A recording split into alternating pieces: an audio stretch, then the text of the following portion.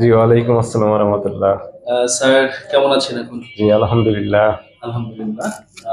স্যারের সমস্যা ছিল frozen shoulder, right frozen shoulder, left frozen shoulder দুইটাই।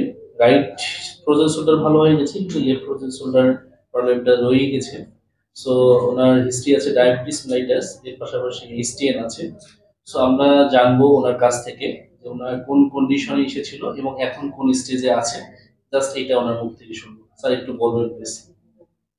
আমি বাংলাদেশের এই ফ্রোজেন শোল্ডারের জন্য অর্থোপেডিক থেকে শুরু করে মেডিসিন থেকে শুরু করে মানে ফিজিক্যাল মেডিসিন যেটা সেই ডাক্তারও দেখিয়েছি, এবং প্রথম শ্রেণীর দেখার পরেও একের পর এক আমার আসলে ওইরকম হাতের কোনো সমাধানই পাইনি।